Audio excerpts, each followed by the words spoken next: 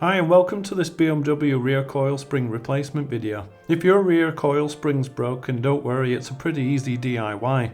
I'm going to demo how to replace rear springs on my BMW Z4 E86. But the process is very similar to other cars from the same era, like the 3 Series E46, 5 Series E90 and of course the Z4 E85.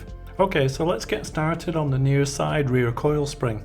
First thing I'm going to do is crack loose those wheel nuts before I jack up the car. That way they come off easily once I'm on the axle stands.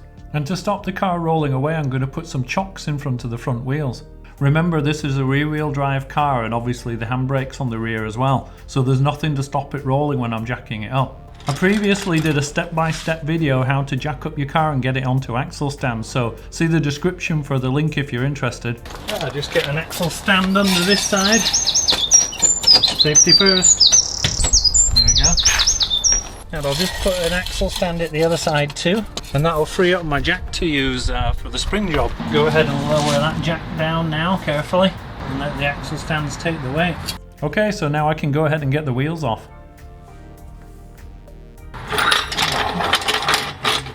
Just get my friend WD-40 on the job. There we go, that should be enough. Now we're just going to position this jack so that it's taking a little bit of the load off of that shock absorber, but without putting the bolt under tension. And that's so that it doesn't extend when we're taking the bolt out. There we go, you see it move that tiny bit. That's about right. Then we'll get a breaker bar in and let it do the heavy lifting for us. And then we can get a ratchet in.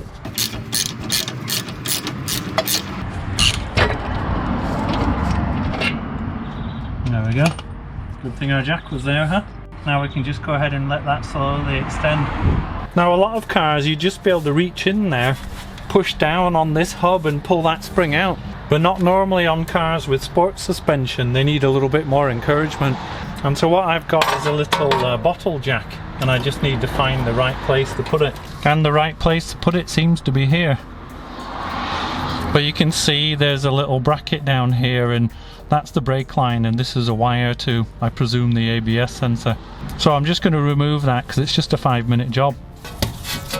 There we go, that's one of it. And then there's a little bolt at the back, which I'll have to undo. A bit of WD on there, starting to see a pattern, huh?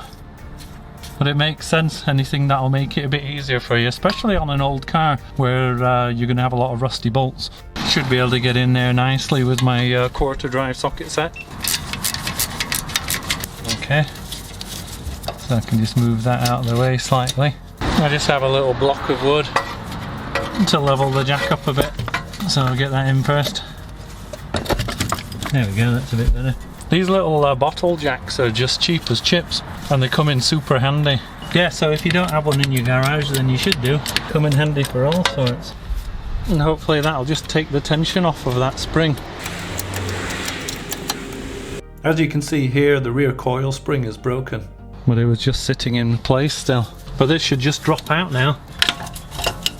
And it did. Probably a good idea to get that dirt out of there.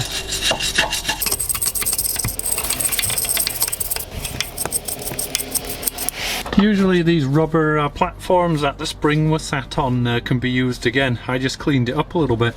Now we can go ahead and fit the new rear spring. And this is the bottom one, so I'm just going to pop it back onto the spring. I'm just going to pop that top one on. Looks good.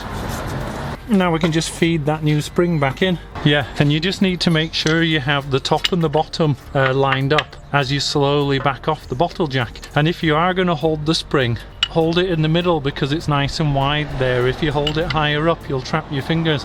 Okay, it's just going nice and slow. Oop, there we go. And don't forget to put the wires and the retaining bolt back in place. And now I'm just going to use the jack to lift the hub back up so it aligns with the shock absorber. Get the shock absorber bottom bolt back in and tightened up. This hub's not too bad, doesn't do any harm to give it a quick wire brushing. Get that wheel on nice and square. Got some brake cleaner. And now we can go ahead and get the wheel back on. And I'm just getting the wheel bolts hand tight at this stage until the wheel's back on the ground. I did the offside rear coil spring in exactly the same way, and once the car was lowered down I went ahead and tightened up those wheel nuts.